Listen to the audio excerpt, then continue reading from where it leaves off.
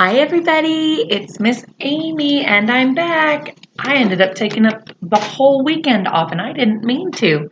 Saturday I just was up playing board games too long with my family, and yesterday there was no internet. But I'm back today to share another book with you. This book is called Mr. Funny and it is written by Roger Hargreaves. Now, Mr. Funny was one of my favorite books series when I was a little girl. They have a bunch of different books like Mr. Tickle, Mr. Greedy, Mr. Clumsy, Mr. Quiet, Mr. Slow, Mr. Nobody, and the list goes on and on.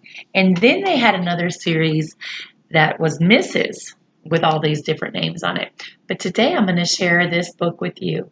So remember, boys and girls, although I own the book, I don't own the rights. I'm just sharing this book with you. I'm trying to get my computer right. I look funny in it today. Maybe I'm Mrs. Funny. So Mr. Funny, here we go.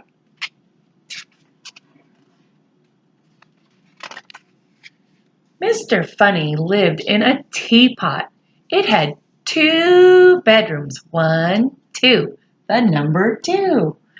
2 bedrooms, a bathroom, a kitchen, and a living room. And it suited Mr. Funny very nicely. That means it worked out just great for Mr. Funny.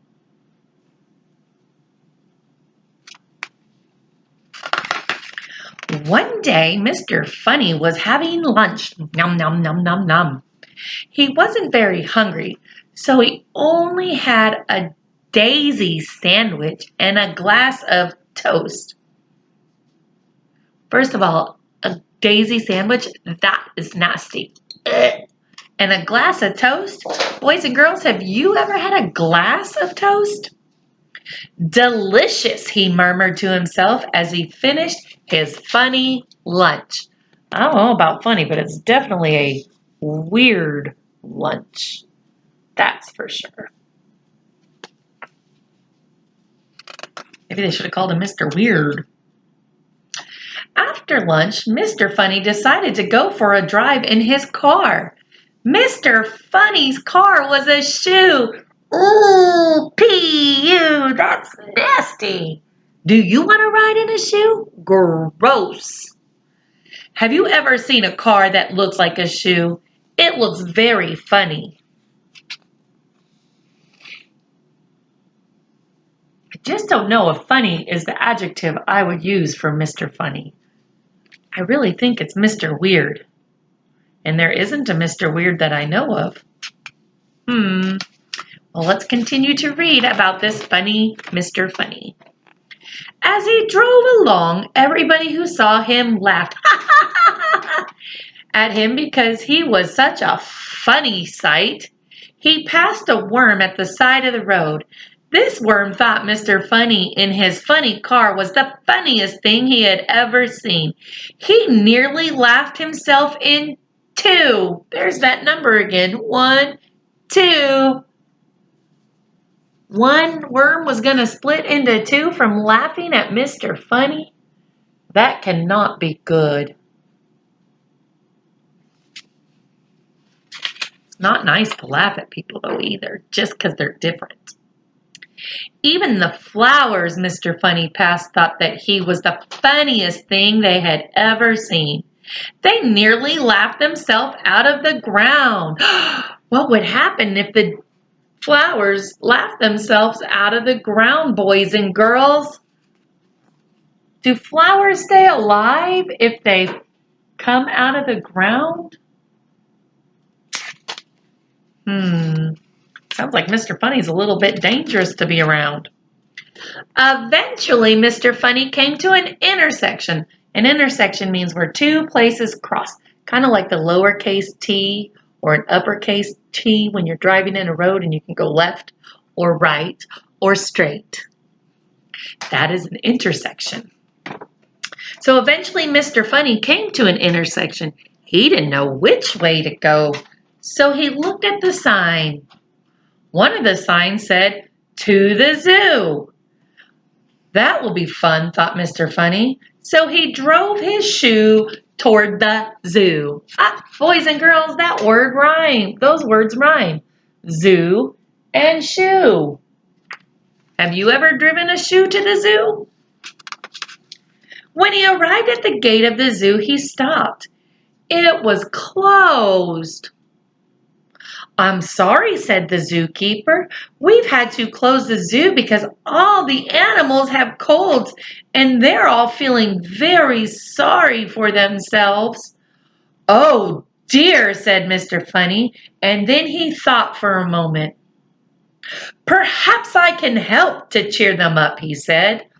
Well, said the zookeeper, it's worth a try. And he opened the gate. Look at that, boys and girls. Mr. Funny did not give up. And look, the zookeeper opened the gate to him. Do you think that the Mr. Funny will be able to cheer up the animals? I guess we'll have to read on and see.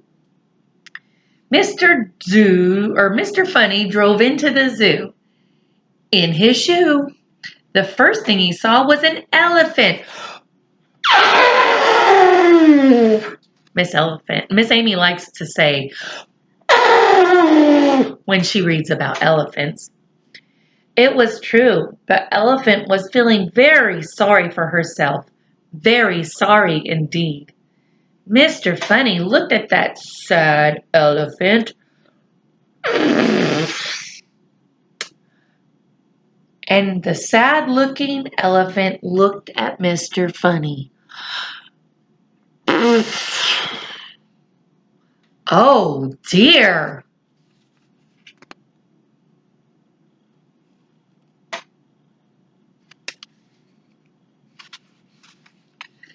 Then do you know what Mr. Funny did? He made a funny face. Can you make a funny face? Mr. Funny made a funny face. Mr. Funny, as you'd imagine, is very good at making funny faces. The elephant giggled. I wonder if it sounded like this.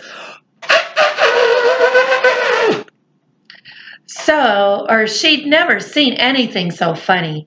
Mr. Funny made another funny face. The elephant burst out laughing.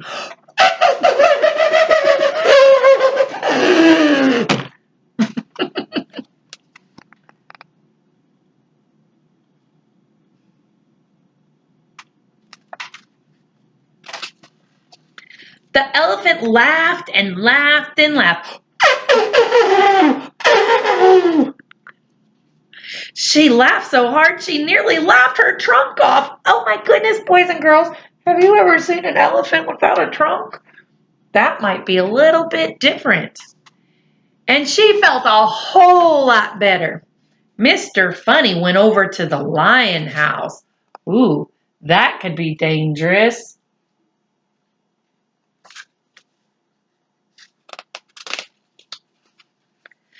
There was a lion feeling very sorry for himself. Mr. Funny looked at the sad-looking lion, and the sad-looking lion looked at Mr. Funny. Oh dear. That is a sad-looking lion. And then Mr. Funny made the funniest looking face. The funniest looking face that's probably ever been made anywhere, ever. Now you've heard a lion roar before, haven't you? Well, this lion roared with laughter. He laughed so hard he nearly laughed his whiskers to pieces.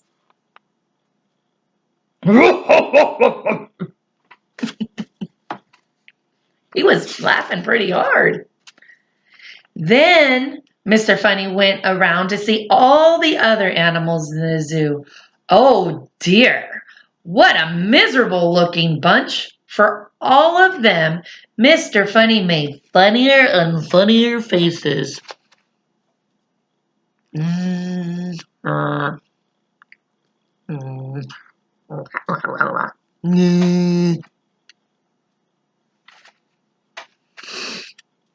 The big brown bear giggled and then burst out laughing.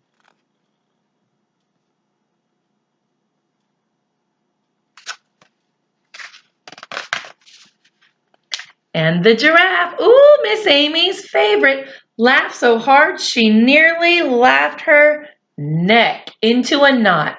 And the hippopotamus nearly laughed himself out of his skin. And the penguins nearly laughed their flippers floppy. And the leopard, well, you really should have seen him. He laughed so hard he nearly laughed his spots off. Uh-oh, he wouldn't look much like a leopard without his spots now, would he, boys and girls?